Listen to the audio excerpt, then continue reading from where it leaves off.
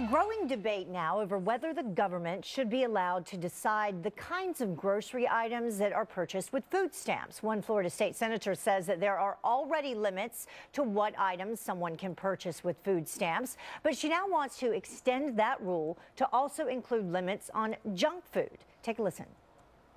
Money would not be able to be spent on sodas and junk food. I'm absolutely prepared to say that. And moreover, I think that it's perfectly capable, that grocery stores are perfectly capable of causing that to happen because they already do it. They already do it for WIC. They already do it for food stamps. For instance, they know that they can't buy toilet paper, that they can't buy beer, that they can't buy liquor with food stamps. And so if you came through and you tried to swipe your card, they would decline that point of sale. They already have the capability to do it, but they lack the will. The government lacks the will, and the grocery stores, the convenience stores, the industry lacks the will to do it.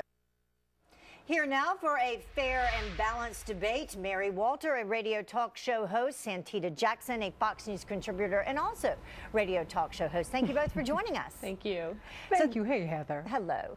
The nation's food stamp program will reportedly cost America's taxpayers some $770 billion over the next 10 years. So should the government be the food police, so to speak? That's a question we've asked it over and over again over the past few decades, but does its relevance rise in the case of government assistance, like the food stamp program? Santita, I'll start with you.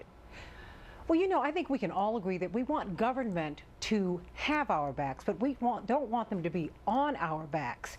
You know, I don't think that you should rob people of their dignity, Heather. And it's a funny thing to me that we tend to go after individuals, but we do not rob the dignity of corporations like the banking industry and the auto industry and all of these corporations who have needed our money. It's interesting to me that we're discussing this on the 4th of July weekend when we celebrate liberty, the freedom to choose without coercion. And, you know, I'm thinking about a Southside woman, one of my neighbors here in Chicago, who is on the SNAP program, and guess what? She can't buy rotisserie chicken. What? What is that about? I mean, I just think that is so insane. Not to mention the fact that this program, many people wonder if it's a backdoor subsidy to the sugar industry. Why? Because they subsidize farm programs which makes corn syrup. I mean, what are we doing here? Well, we're talking about a lot of money, Mary. According to the Center for Science and the Public Interest, $4 billion worth of food stamps is spent to buy soda each year. In New York alone, officials estimate here 75 million to 135 million in food stamps spent on sugary beverages. So should we monitor that? Well, absolutely. And I don't look at it as the government being the food police. I look at the government finally maybe being responsible with my money. Imagine that. You know, the poorer you are, the more likely you are to be obese. And we know that a lot of diseases can come from being obese, like diabetes and some other things. So, and the government will eventually, taxpayers will wind up footing the bill for that as well. So why not use this as a teachable moment to teach these people what healthy eating is, what good nutrition is. If they would like to buy sodas or junk food with their own money, I don't have a problem with that. I would never tell them they couldn't do that. But if you're going to use taxpayer money, which is this program, I thought, was supposed to be a safety net. It was supposed to be a short-term thing. So, you know, why not use it as a teachable moment so that they can make healthy choices and learn to make smarter choices down the road? We'll all win. It'll be great. The government's being responsible, finally. You know, Santita, so far, lawmakers in several states actually have unsuccessfully pushed bills to make soda, chips, candy ineligible for purchase with food stamps. You mentioned it. It's now called the Supplemental Nutrition Assistance Program. Others have suggested that the program, which is administered by the U.S. Department of Agriculture, could maybe be modified as part of the current Farm Bill negotiations in Congress. How do you feel about that? Well, you know, just as I'd mentioned before, we find that this SNAP program really does assist farms, but it doesn't assist the family farmer. It assists big farms who manufacture sugar, which makes you fat. I mean, Heather, you know my story. You know, I lost 200 pounds about 8 years ago.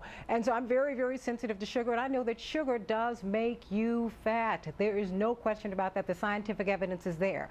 I just don't think that people, individuals, need to be policed inside of their homes. They really don't need that. What we all need to learn how to eat properly. I mean, it is much easier for us to go and get a fast food meal. They're not bundling up fruit and vegetables and lean meats at the grocery store. So, Mary, you were talking about this a moment ago. You know, the restrictions, they could divert billions of SNAP dollars from junk food to healthier choices, and it would save billions more in obesity-related health care costs, like you mentioned, which are predicted by the government to reach $550 billion by 2030. Yeah, and you know what? If you're going to expect the taxpayers to foot the bill for your medical care, you have to expect that somewhere along the way, the government is going to start telling you how to prevent certain diseases down the road that are predictable.